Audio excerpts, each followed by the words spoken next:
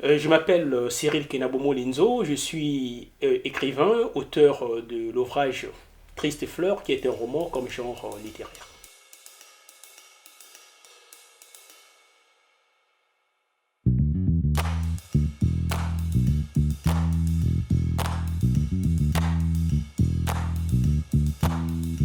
Eh bien, Triste Fleur, c'est un ouvrage, c'est un roman de 336 pages qui est essentiellement centré sur une thématique basée sur le chômage.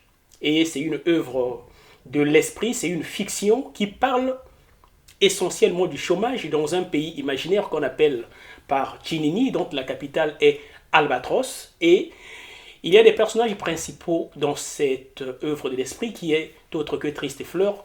Et le personnage principal est Dieudonné Libungu Toulou. Dieudonné Libungu Toulou, en fait, c'est un jeune diplômé issu des grandes écoles dans cette république tchininienne qui est un pays de cocagne.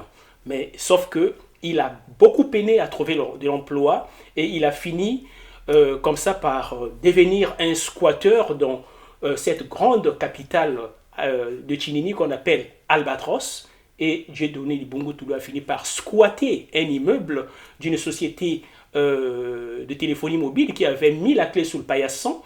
Et c'est de là où Dieudonné Libungu Toulou, dans une narration littéraire, commence à exprimer son fiel, toute son amertume concernant sa précarité dans ce pays. Et pour les lecteurs que vous êtes, je pense bien qu'en lisant le livre, cette œuvre ne s'y adresse pas à un pays quelconque comme tel. Je suis bel et bien dans l'imaginaire, mais c'est un imaginaire qui, en fait, qui interroge le réel.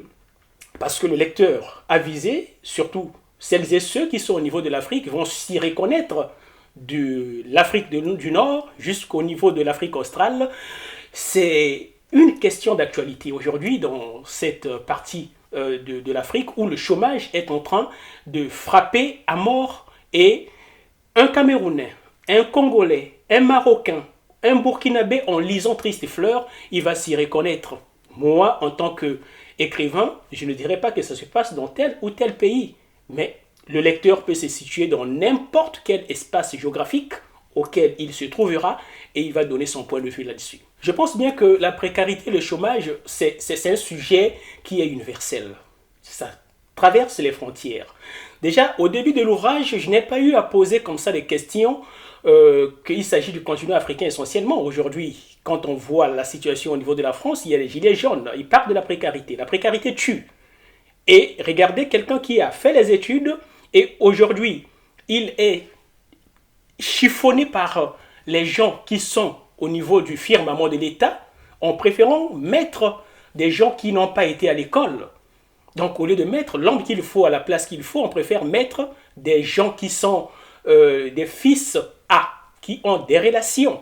Alors Libungu Toulou est en train de parler de ça. Mais moi en tant qu'auteur, je ne pourrais pas me substituer à ce personnage imaginaire qui est Libungu Toulou. Je laisse la narration que le lecteur puisse en découvrir. Donc moi personnellement, si la question m'est posée, je dirais que c'est un ouvrage universel parce que le chômage touche quasiment la presque totalité des pays du monde et ça ne concerne pas seulement le continent africain. Même si au début de l'ouvrage, j'ai fait un clin d'œil à la jeunesse africaine, mais aussi à celle du monde qui est déshéritée, dont la triste destinée avoisine celle de la première, donc de la jeunesse africaine. Je pourrais tout simplement dire aux lecteurs de s'y référer à cette œuvre de l'esprit qui est un livre d'actualité, qui colle avec l'actualité et je crois bien que les grands écrivains comme des Balzac, comme des Émile Zola ont écrit des œuvres depuis le 19e siècle qui aujourd'hui touchent la réalité actuelle. Donc je pense bien que Triste Fleur, c'est une œuvre qui va durer dans le temps.